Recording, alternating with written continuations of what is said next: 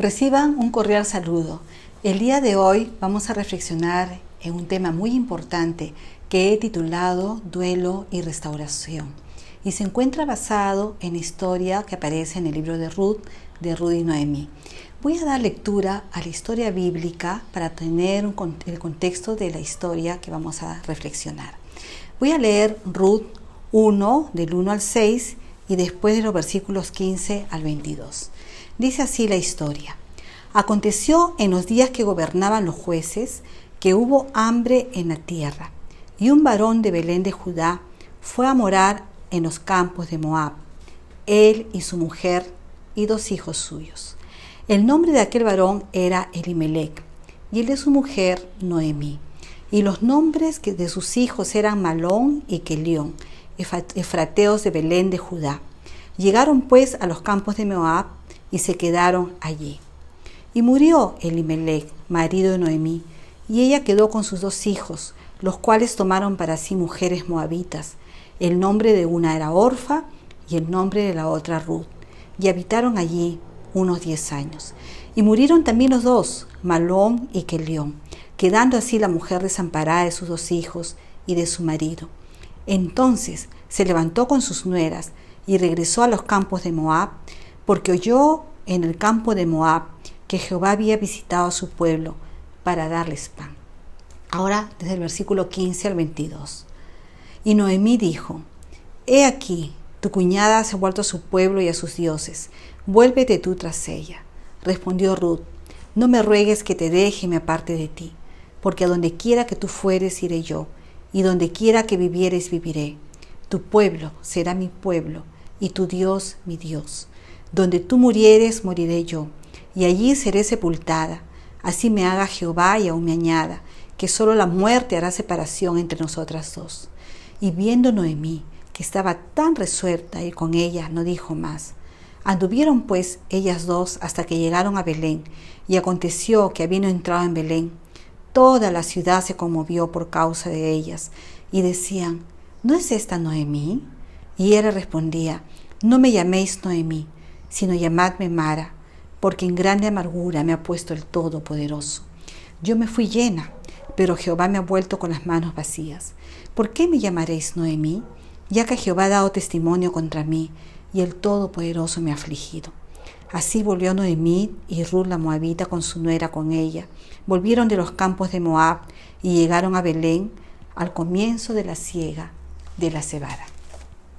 Esta es una conmovedora historia con temas tan importantes como la lealtad, el sacrificio, la fe, la amistad, el duelo y la restauración, la redención y la misericordia de Dios. Hoy vamos a abarcar los 4 capítulos de esta historia de manera general, deteniéndonos en el proceso de duelo que vivieron estas 2 mujeres, cómo lo enfrentaron, cómo Dios se manifestó con su misericordia con grandes reservas de gracia para ellas, y a la luz de esta historia comprender las distintas reacciones y necesidades de las personas que están enfrentando actualmente un proceso de duelo. Vayamos entonces primero con el contexto histórico. Hemos leído que era el tiempo de los jueces, un periodo caótico en la historia de Israel. El pueblo cayó en apostasía. Los judíos estaban siendo invadidos constantemente por sus enemigos.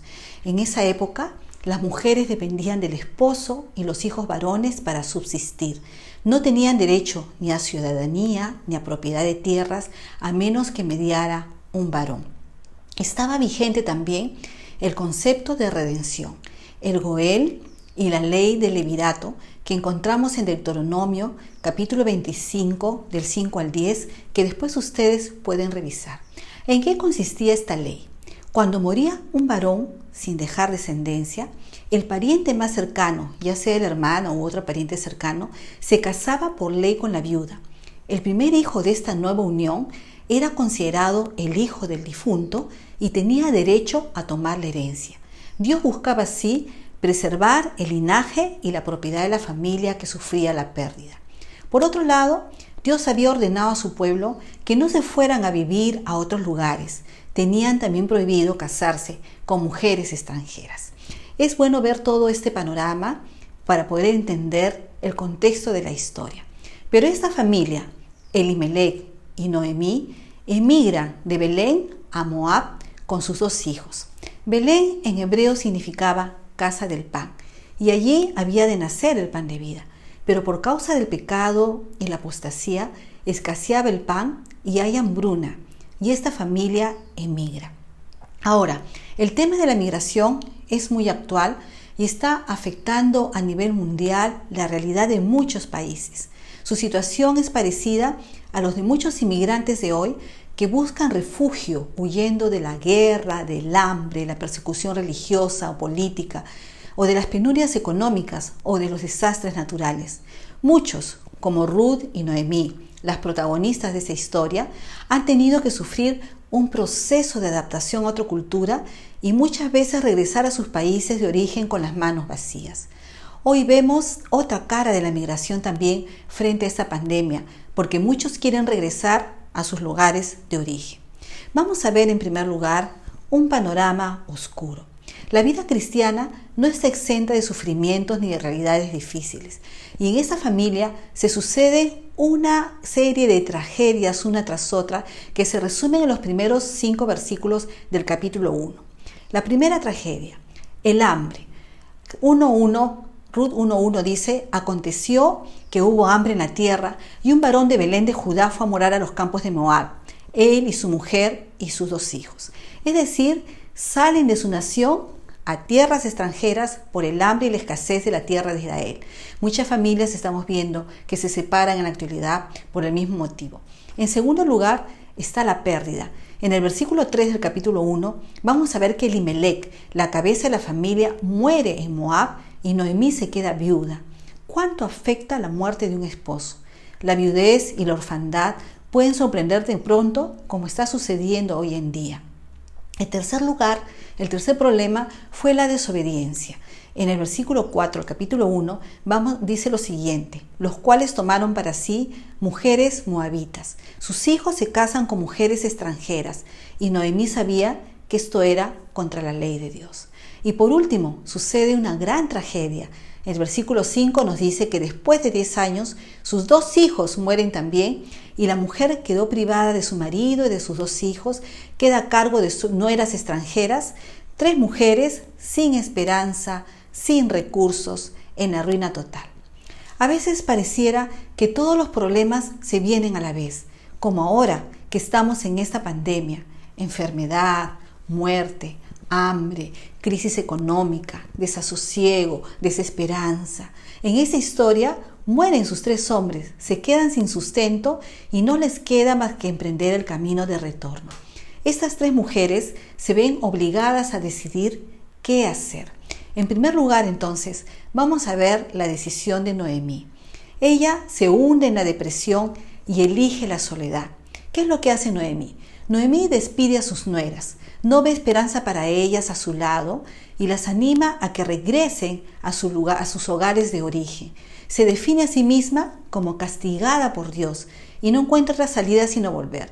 Si leemos el capítulo 1, el versículo 13, dice: no, hijas mías, que mayor amargura tengo yo que vosotras, pues la mano de Jehová ha salido contra mí. El dolor de Noemí bloqueó sus pensamientos. Dios ya no era el buen pastor, sino el enemigo. Ella sentía que Dios la estaba castigando. Cuando sufrimos intensamente, pensamos que Dios ya no tiene el control. Perdemos la perspectiva de un Dios soberano que está con nosotros y no nos abandona. Noemí había olvidado por completo las promesas de Dios. Promesas como las siguientes, la que se encuentra en Jeremías 49:11, que dice: deja tus huérfanos, yo los criaré, y en mí confiarán tus viudas. Deuteronomio 10, 17 al 19 también dice que hace justicia al huérfano, a la viuda, que ama también al extranjero, dándole pan y vestido. Hay muchas promesas para las viudas, para los huérfanos en el Antiguo Testamento. Y vamos a ver que estas promesas van a cumplirse después en las vidas de estas 2 mujeres. Pero Noemí había caído en la desesperanza y se cambia su nombre de placentera a amarga. Por experiencia sé que es muy difícil cuando sufrimos, pero no permitamos que nuestro dolor determine nuestra teología. ¿Alguna vez has tenido una crisis de fe? Honestamente, yo sí, cuando he sufrido mucho. Hay que luchar por mantener la fe. Cuando sufrimos, perdemos la perspectiva del amor de Dios, pero Dios sigue allí con nosotros, a nuestro lado. Dios sigue amándonos. Noemí se ve a sí misma como alguien que no tiene nada que ofrecer a sus nueras cuando tenía el conocimiento del Dios verdadero. El Salmo 91 dice: el que habita al abrigo del Altísimo morará bajo la sombra del Omnipotente. Ella debió decirles: vengan conmigo, hijas mías, vamos a refugiarnos en el Dios de Israel. No vuelvan a sus ídolos. Pero en vez de eso, las despide. Entonces está en segundo lugar la decisión de Orfa. Orfa significa cuello o nuca, y en realidad ella dio la espalda. ¿Qué sucedió? En el versículo 14 vemos que ellas en realidad no se querían separar, porque dice: ellas alzaron su voz y lloraron. Había un vínculo familiar profundo. Estas mujeres realmente se amaban. Las relaciones suegra-nuera pueden convertirse en una relación profunda de madre e hija. Dice que ellas lloraron, pero Orfa besó a su suegra, mas Ruth se quedó con ella. Orfa se regresó, pero Ruth quedó con Noemí. A Orfa parece que le faltó convicción, cambió el futuro por el presente. En Ruth 1:15 vamos a leer que Noemí entonces, cuando Orfa se fue, le dice a Ruth: he aquí, tu cuñada se ha vuelto a su pueblo y a sus dioses, vuélvete tú tras ella. Tanto Ruth como Orfa habían tenido la oportunidad de oír y hablar del Dios de Israel. La fe viene por el oír. Ambas, durante 10 años, oyeron hablar de Dios, pero Orfa no se compromete con el Dios de Israel. Orfa, al regresar a su pueblo y a su familia, retornaba también a la idolatría, a adorar a dioses como Balac y Moloc, que no eran dioses personales como Jehová. Estos dioses se comunicaban a través de sus sacerdotes y de sus profetas y tenían rituales como ofrecer sacrificios humanos. Orfa regresa a este tipo de idolatría al separarse de su suegra Noemí y de Ruth. Pero en tercer lugar, tenemos la decisión de Ruth en los próximos versículos que va a cambiar toda esta historia. En capítulo 1, versículo 16, respondió Ruth así: no me ruegues que te deje y me aparte de ti, porque a donde quiera que tú fueres, iré yo, y donde quiera que vivieres, viviré. Tu pueblo será mi pueblo, tu Dios será mi Dios. Ruth significa amiga, y aquí evidencia realmente una amistad incondicional. Asume un compromiso con su suegra desprotegida. Se aferra tanto a Noemí con firmeza, con determinación. Ese es un ejemplo de una amistad intergeneracional tan escasa en nuestros días, porque generalmente las jóvenes se embarcan más en proyectos individualistas y no son tan solidarias. Pero Ruth elige un camino incierto, es verdad, renunciando a la protección de su hogar y a la comodidad de su hogar paterno, su hogar de origen. Ruth no se compromete solamente con Noemí, según estas palabras, sino con el Dios de Noemí y con su pueblo. Es una firme determinación a olvidarse de su pasado pagano e idolátrico. El corazón de Ruth parece que ya había sido tocado por Dios. Ella dice: tu Dios será mi Dios. Significa la renuncia a sus dioses paganos, a sus tradiciones, y también una entrega total. Tu pueblo será mi pueblo. No dice que será algo a medias o en parte. Ella había optado por estar bajo la cubierta de las alas de Dios y por ponerse del lado de los desfavorecidos. En Ruth 1:17, ella dice así: donde tú murieres, moriré yo, y allí seré sepultada. Así me haga Jehová y aún me añada, que solo la muerte hará separación entre nosotras dos. Ella pronuncia algo así como un pacto con firmeza, con determinación. Esas palabras revelan un corazón generoso y comprometido. Ruth sabe que no hay un beneficio para ella con esta decisión, pero está pensando en Noemí y decide no dejarla sola. Ella es solidaria, decide vivir su duelo al lado de su suegra, que también estaba de duelo, y se une en el dolor. Era una israelita realmente de corazón que eligió refugiarse bajo la sombra del Dios de Israel. Ruth, como hemos dicho, había vivido 10 años con su esposo en medio de una familia piadosa. Sin duda había escuchado las maravillas de ese Dios todopoderoso y personal y había llegado a confiar en Dios a pesar de las amargas experiencias que la familia había experimentado. Esto también es una enseñanza. Las cosas no nos van bien, las cosas nos salen mal, hay dificultades en la familia, hay pérdidas, pero nosotros podemos seguir confiando en el Dios Todopoderoso. El segundo punto es enfrentando la pérdida y el duelo y las crisis de fe. Estas dos mujeres caminaron hasta Belén y el pueblo se conmueve cuando llegan a Belén a reconocer a Noemí. En el capítulo 1, versículo 19 al 20, dice así: y aconteció que habiendo entrado en Belén, toda la ciudad se conmovió por causa de ellas, y decían: ¿no es esta Noemí? Noemí significaba la placentera, la bienaventurada, la feliz, la dichosa, pero su rostro reflejaba el impacto de su aflicción. En el versículo 20 vemos que ella respondía: no me llaméis Noemí, sino llamadme Mara, que significa amarga, porque en grande amargura me ha puesto el Todopoderoso. Yo me fui llena, pero Jehová me ha vuelto con las manos vacías. ¿Por qué me llamaréis Noemí? Ya que Jehová ha dado testimonio contra mí y el Todopoderoso me ha afligido. En este texto vamos a encontrar 4 declaraciones que evidencian la desolación y la tremenda crisis de fe que estaba viviendo Noemí. En primer lugar, ella dice: en grande amargura me ha puesto el Todopoderoso. En segundo lugar, ella dice: yo me fui llena, pero Jehová me ha vuelto con las manos vacías. En tercer lugar, Jehová ha dado testimonio contra mí. Y por último, cuarto lugar, el Todopoderoso me ha afligido. Esta perspectiva generalmente sucede cuando miramos a Dios en base a nuestra experiencia, al dolor que estamos viviendo, en vez de mirarlo en base a lo que nos dice su palabra. ¿Qué significaba en grande amargura me ha puesto el Todopoderoso? ¿O qué puede significar para nosotros que tal vez estamos viviendo un proceso de duelo y nos sentimos así, que en grande amargura nos ha puesto Dios? La amargura es ese sentimiento duradero de frustración, resentimiento, tristeza, especialmente por haber sufrido una desilusión, una injusticia, en este caso una pérdida. La amargura se anida en nuestro corazón y echa raíces, como dice Hebreos 12:15.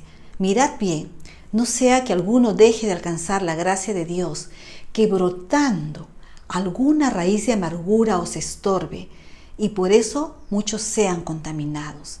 La amargura es un problema serio porque carcome el alma y, como dice este pasaje, nos estorba, no nos deja vivir y alcanza a los que están a nuestro alrededor. Si estamos amargados, vamos a afectar a quienes nos rodean.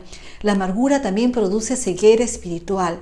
En este caso, Noemí culpa a Dios de esa amargura. ¿Qué significaba? Yo me fui llena, pero Jehová me ha vuelto con las manos vacías. Vemos aquí un gran sentido de pérdida. Siente que ya no le queda nada. Hay un gran vacío en su corazón. Perdió a su compañero de la vida y a sus 2 hijos. Realmente era una tragedia, como la que están atravesando muchas familias en la actualidad. Esta pandemia está enlutando a familias enteras. Nos podemos identificar nuevamente con los sentimientos y las emociones de Noemí, porque su corazón está destrozado. Pero vemos aquí que ella culpa nuevamente a Dios. Jehová me ha vuelto con las manos vacías. Ella estaba diciendo: Él me los quitó. ¿Qué significaba cuando ella dice: Jehová ha dado testimonio contra mí? En medio de su dolor, siente como si Dios hubiera emitido un juicio contra ella, como que fue evaluada y resultó culpable. Cuando atravesamos una crisis de fe, Muchas veces vamos a buscar encontrar dónde está nuestra culpa, en qué fallamos, cuál es nuestra culpa, para poder justificar algún mal que nos ha sobrevenido. Y si no la encontramos, por el contrario, podemos llegar a sentirnos víctimas de un Dios injusto. Y eso es lo que estaba experimentando Noemí. Y en cuarto lugar, ¿qué significaba cuando ella dice, el Todopoderoso me ha afligido? Pensamos que es Dios quien decide afligirnos cuando estamos en una crisis de fe. En medio del dolor, perdemos la perspectiva de su bondad y su misericordia y a veces nos enojamos contra Dios. Ella dice, no me llamen Noemí. Hace tiempo que mi vida dejó de ser agradable y placentera. Ahora soy Mara, porque la mano de Dios está contra mí. Ahora, no podemos culpar a Noemí por sentirse así, ni a ninguna otra persona que ha sufrido una pérdida y está en estos momentos atravesando por un proceso de duelo, que siente que su vida cambió de pronto, que el mundo se le viene abajo, que tiene que enfrentar la vida sin el ser amado. Ella pasó de ser Noemí a Mara. La vida de pronto puede dejar de ser agradable y placentera y volverse amarga para muchos de nosotros. Pero lo que sí podemos hacer es ayudar en el proceso de duelo y a confiar en las promesas del Señor. ¿Cómo ayudar? Veremos en el ejemplo de Ruth. ¿Qué es lo que hizo Ruth para ayudar en el proceso de duelo y de restauración a su suegra? Claves para un acompañamiento efectivo en el proceso de duelo. En primer lugar, como bien dice la palabra, está el acompañamiento. Ruth se mantuvo cerca, la acompañó, no la abandonó. Noemí eligió aislarse y quedarse sola, pero Ruth decide acompañarla. Versículo 16 hemos leído, no me ruegues que me aleje de ti, que te deje y que me aparte de ti. A veces las personas que están inmersas en un profundo dolor van a elegir la soledad, pero eso no quiere decir que no necesitan de compañía. Es en realidad una de las mayores necesidades frente al duelo. Es la proximidad de alguien que nos ame y comparta nuestro dolor y simplemente nos abrace, nos acompañe, nos escucha. Ruth estaba también de duelo, pero pensó en la necesidad de su suegra. No la dejó sola, la acompañó. En segundo lugar, vemos el compromiso. En el versículo 16, ella dice, porque a donde quiera que tú fueres iré yo, y donde quiera que vivieres, viviré. Ruth eligió hacer un pacto con Noemí y asumió un compromiso con ella de por vida. Nosotros podemos comprometernos también a mantenernos cerca, a orar por la familia, apoyar de repente con los niños, ayudar con algunos trámites. Hay mucho que podemos hacer. Podemos preguntar cómo nos podemos comprometer con la familia que está de duelo, de pérdida, para poder ayudar. En tercer lugar, está la provisión. Ruth se involucra en el mantenimiento de su suegra que quedó en la miseria. En el capítulo 2, el versículo 2, vamos a encontrar que ella dice así, te ruego que me dejes ir al campo y recogeré espigas en pos de aquel a cuyos ojos halle gracia. Ella vela por su suegra, sale a buscar el sustento para las dos. Tal vez hoy en día hay familias a las que puedas apoyar de alguna manera así también en el proceso. Hoy con esta pandemia hay mucha necesidad y de alguna manera de repente tú puedes ser un proveedor para alguna familia que esté necesitada. En cuarto lugar está la restauración. Ayudar a las personas en sus crisis de fe a volver a creer en las promesas de Dios. En Ruth capítulo 2 versículo 12, voz dice de Ruth, Jehová recompense tu obra y tu remuneración sea cumplida de parte de Jehová Dios de Israel, bajo cuyas alas has venido a refugiarte. Ruth enfrentó el dolor refugiándose en el Dios de Israel. Si no nos refugiamos en Dios, el dolor puede tener dos efectos, cegar y endurecer.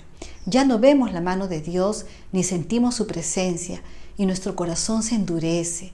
Dejamos de creer en sus promesas y hasta llegamos al límite de no querer orar. Esto nos puede suceder porque el dolor nos puede cegar, nos puede endurecer, nos puede apartar de Dios, nos puede aislar. Por eso hay muchas promesas de las que nos podemos asir en una crisis de fe. Y yo quisiera ver algunas de estas promesas nomás rápidamente. El salmo más conocido del Salterio, el Salmo 23, los versículos 1 al 4, dice así: Jehová es mi pastor, nada me faltará. En lugares de dedicados pastos me hará descansar, junto a aguas de reposo me pastoreará. Confortará mi alma, me guiará por sendas de justicia por amor de su nombre. Aunque ande en valle de sombra de muerte, no temeré mal alguno, porque tú estarás conmigo. Tu vara y tu cayado me infundirán aliento. El duelo es un valle de sombra de muerte y necesitamos atravesarlo de la mano de nuestro pastor. La persona en duelo debe saber o recordar que Dios está con ella en el valle de la sombra de la muerte. En ese peor momento Dios está allí y que de Él vendrá el aliento, la fortaleza y el consuelo. Otra promesa la encontramos en el libro de Isaías, el capítulo 40, el versículo 11. Dice así: como pastor apacentará su rebaño, con su brazo recogerá a los corderos y en su seno los llevará, pastoreará suavemente a las recién paridas. La persona en duelo debe saber que Dios realmente nos apacienta en el momento que somos más vulnerables, nos carga en su seno y no nos abandona, nos tiene en sus brazos. La persona en duelo también debe recordar que Jesús experimentó el dolor de la muerte y se identifica con nuestro dolor. Juan 11:35 dice que frente a la tumba de su amigo Lázaro, Jesús lloró. Este es el versículo tal vez más triste y más corto de la Biblia, que encierra también la mayor esperanza, porque el pasaje termina con la historia de la resurrección. Entonces recordemos a las personas en duelo, esas promesas que están en la palabra del Señor, para levantarles el ánimo, para ayudarles a volver a confiar en un Dios que no ha dejado de ser bondadoso. En quinto lugar, también en el proceso de restauración podemos darles esperanza. La persona en duelo debe recordar que Jesús fue a preparar un lugar para nosotros, para que donde Él está, nosotros también estemos con Él. Y esta promesa la encontramos en Juan, capítulo 14, versículo del 1 al 3. Dice así: no se turbe vuestro corazón. ¿Creéis en Dios? Creed también en mí. En la casa de mi Padre muchas moradas hay. Si así no fuera, yo os lo hubiera dicho. Voy pues a preparar lugar para vosotros. Y si me fuere y os preparare lugar, vendré otra vez y os tomaré a mí mismo, para que donde yo estoy, vosotros también estéis. ¿No es esperanzador saber que Cristo, vivo y resucitado, subió a los cielos y prometió prepararnos un lugar para estar siempre con Él? Claro que es esperanzador. Tenemos un lugar reservado en los cielos, un hogar eterno. Nos toca prepararnos ahí para ir allá mientras estemos en este hogar transitorio en la tierra. Tener la seguridad que existe el cielo es la mayor esperanza. Encontré en la Biblia más de 25 descripciones bíblicas del cielo y solo daré 3 de ellas para darles esa esperanza en base al libro de Apocalipsis. En primer lugar, el cielo es un lugar de descanso, como dice Apocalipsis capítulo 14, versículo 13. Oí una voz que desde el cielo me decía: escribe, bienaventurados de aquí en adelante los muertos que mueren en el Señor. Sí, dice el Espíritu, descansarán de sus trabajos, porque sus obras con ellos siguen. También el cielo, según Apocalipsis 7, 16 al 17, es el lugar donde seremos pastoreados. Dice así: ya no tendrán hambre ni sed, ni el sol caerá más sobre ellos, ni calor alguno, porque el Cordero que está en medio del trono los pastoreará y los guiará a fuentes de agua viva, y Dios enjugará toda lágrima de los ojos de ellos. También es un lugar sin llanto, ni clamor, ni dolor, como dice Apocalipsis 21:4. Enjugará Dios toda lágrima de los ojos de ellos, y ya no habrá muerte, ni habrá más llanto, ni clamor, ni dolor, porque las primeras cosas pasaron. El libro de Apocalipsis nos permite ver ese futuro escatológico, nos permite ver por la fe ese lugar donde vamos a estar en la presencia de nuestro Dios. En tercer lugar, vamos a ver ahora como tercer punto, siendo protagonistas del cambio en base al capítulo 2 de una manera muy resumida. Ustedes después pueden leer con más detalle el libro de Ruth. Frente a las limitaciones o desventajas que tenía Ruth por ser mujer, extranjera, moabita, viuda y pobre, ella decide buscar, como hemos visto, el sustento para las dos, y realmente la gracia de Dios estaba esperando por ella a través de un pariente rico e influyente llamado Boaz, que era un pariente de su suegro y de su ex esposo. Ruth era sagaz, inteligente, laboriosa, humilde y trabaja desde temprano sin descanso, dice el versículo 7 del capítulo 2, en ese campo que pertenecía a Booz. Y no era casualidad que justo llegara al campo del pariente del suegro. Todo estaba planificado por un Dios soberano para que se dé esa redención y esa ley del levirato en su vida. Ruth, en medio de esta situación, en medio de su duelo, ella acciona y da pasos firmes y decisivos para cambiar su realidad. Vemos que ella toma la iniciativa, toca la puerta indicada, pide permiso para trabajar, trabaja sin descanso, dice, y entró pues y está desde la mañana hasta ahora sin descansar ni por un momento. También evidencia humildad, porque Boaz la reconoce y la promueve. En el versículo 8, cuando Boaz conoce a Ruth, vamos a ver que le dice, oye, hija mía, no vayas a espigar a otro campo, ni pases de aquí estará junto a mis criadas. Mira bien el campo que sieguen y síguelas, porque yo he mandado a los criados que no te molesten. Y cuando tengas sed, ve a las vasijas y bebe agua de las que sacan los criados. Ruth agrada a Booz y responde con humildad, ¿por qué he hallado gracia en tus ojos para que me reconozcas siendo yo extranjera? Es humilde y agradecida. Otras dos cualidades más que encontramos en ella. También vemos su integridad y su buen testimonio.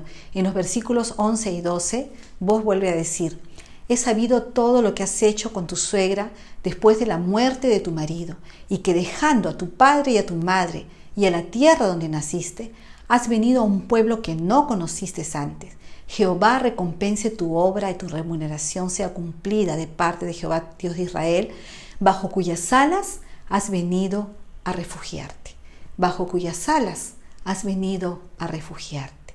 La decisión de Ruth implicaba, es verdad, renuncias personales, pero estaba relacionada con una fe profunda en Jehová, como Boaz reconoce con esta frase que le dice, bajo cuyas alas has venido a refugiarte.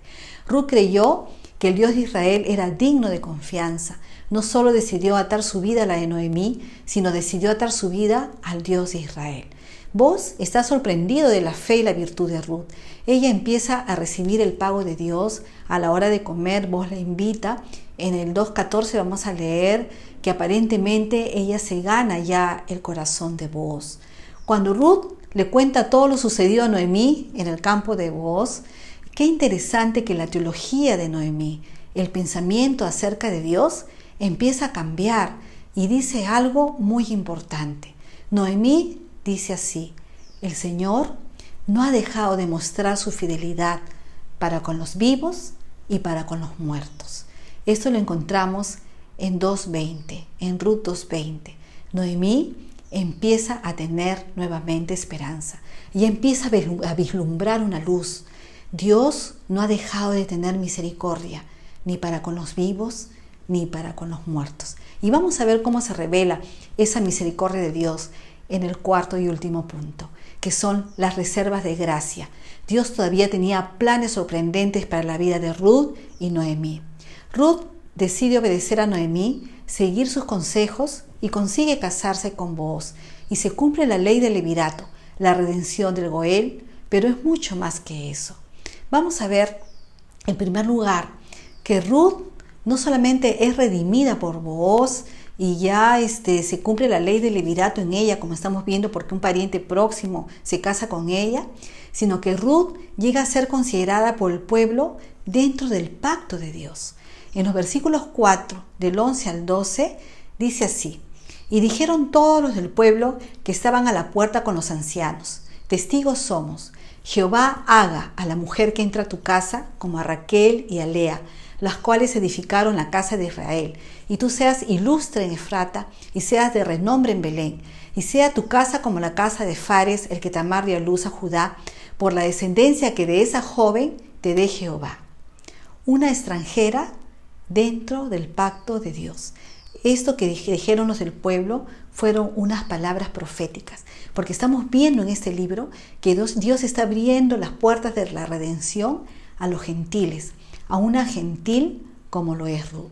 En segundo lugar, al cambiar la condición de Ruth, cambia también la condición de Noemí. En el capítulo 4, los versículos 14 al 15, vamos a leer lo siguiente.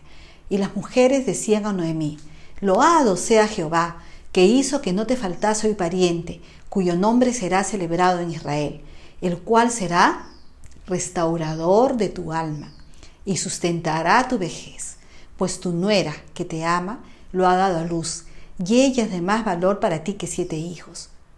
¿Puede Dios convertir la tragedia en bendición? Dios restaura el alma de Noemí, lo leemos aquí, el cual será restaurador de tu alma. Es Dios quien restaura el alma de Noemí. Es Dios quien le da un nieto en el que ella pueda gozarse y ver su descendencia. En tercer lugar, Ruth está incluida dentro de la genealogía del Mesías. Y esto es algo sorprendente, realmente maravilloso. Vamos a encontrar en Ruth 4, 21 al 22, que dice así: Salmón engendró a Booz, y Booz engendró a Obed. Obed engendró a Isaí, e Isaí engendró a David. Mateo 1:5 dice: Booz engendró de Ruth a Obed, y Obed engendró a Isaí, y Isaí engendró al rey David. Ruth está incluida dentro de la genealogía del Mesías, porque ella viene a ser la abuela del rey David. Como conclusión, este libro muchos dicen que es una historia de amor. Y es verdad, es una historia de amor, pero en varias direcciones. Es una historia de amor de una suegra y una nuera, una historia de amor de un honorable israelita con una moabita, pero más allá, es una historia del amor de un Dios redentor por una humanidad caída y rebelde a la que decide salvar.